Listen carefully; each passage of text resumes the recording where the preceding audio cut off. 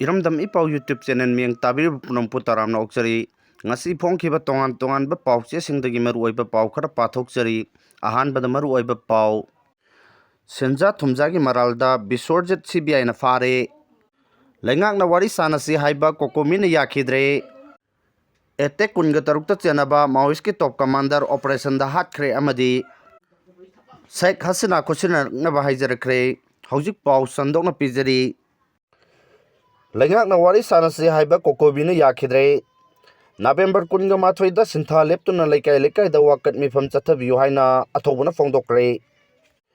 Sangai festival boycott toribasigi matangda Manipur Fareleingakna Wari Sanasi haiduna ngarang numidang chief secretary na aiba cherol ama tharaktuna khangalakibadu Cocomi na Yakhidre ngasi nungtil pangmisinga unabada Cocomi gi convener khuraijam athobuna haiki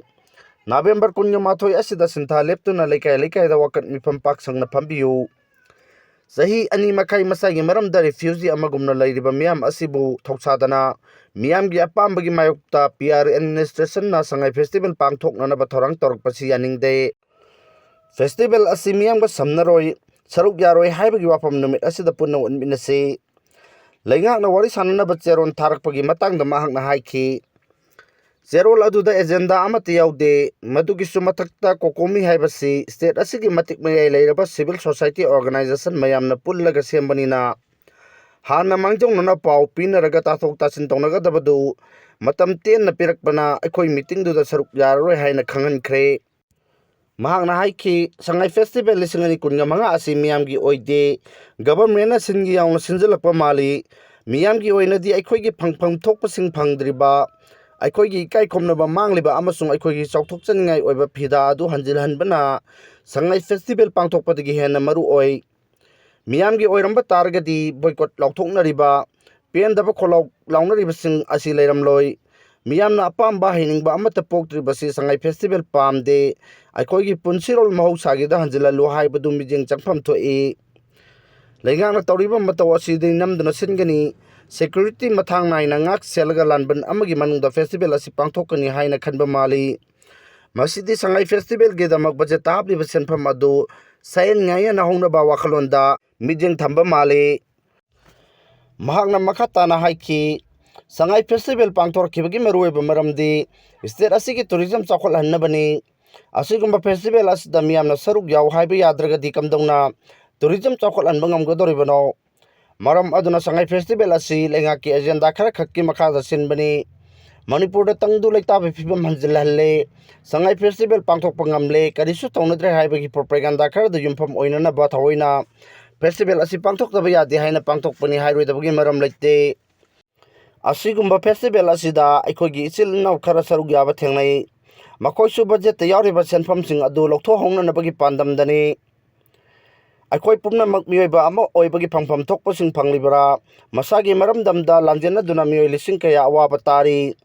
Manipuri ama oibagi ikai khomnaba machet ama phawba hanjinba ngamdrigai gi cherak asida aikoina kamdawna tourism chakhol hannabani haiduna festival da mai onsin duna leithokadra haibasi mayam punamona khanbiyo aduga Cocomi amasung IDP Singapore na chatminaraga khongjang changsinminasi hairi Senja Thumjagi Maralda Bishworjit Cbi na fare Central Government ki office da chathaba Senja Thumja singi thabak sing thingnanabagi pandamda Central Bureau of Investigation CBI gi Anti Corruption Branch ACB Imphal Manipur Fareleingakki Principal Accountant General ANE da thabak tawba Irom Bishworjit Singh koba Senior Accountant ama fare Modified Assured Career Progression MSCP ki file process tawnabagi damak pangai da leba forensic science laboratory gi staff amadagi lupa lising tara lauki haibagi Maralda Bishworjit pakhibani Central Government ki tongan ba office sing da paksanna Senja Thumjagi thabak sing chatharak haiba paw phangbadagi CBI gi team amana ngasi Principal Accountant General ANE gi office ta chatlaga official adu khudak ta fakhibani Lupa lising tara lauki hairiba Bishworjit ki office ki mari leinaba che changsing thi humbagi thabak chathari Manipur da leiriba Central Government ki office sing da chathariba Senja Thumja sing thingnabagi damak Manipur da leiriba Central Government ki office sing da chathariba Senja Thumja sing thingnanabagi pandamda Manipur da su SP amana luchingba CBI ki office hangduna leirabani Lona Tumna Senja Thumjagi Miam the Kudong Sada Batol Living Asibu Masakang Laga Logi over Tabo Lokana Bigidama Marilena Kudimang na Pau Pibu Heidi Hanadaki Suhona CBI na Senja Thumja Amasung Crime Ka Marungi Investigation Chataduna Lady Bani Sheikh Hasina Kusinar Naba Hijarakre Bangladesh ki Ministry of External Affairs na Lebaga Dugi Hanagi Prime Minister Oirambi Sheikh Hasina Kusinar Naba India da Hijarakre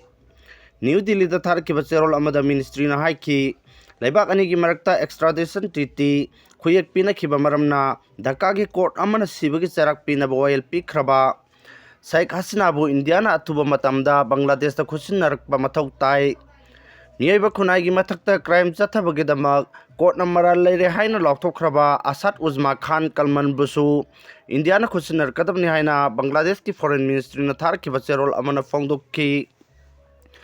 International Crime Tribunal na Sibagi Sarak Pina Boy Loktokraba Matungda Sheikh Hasina na Haiki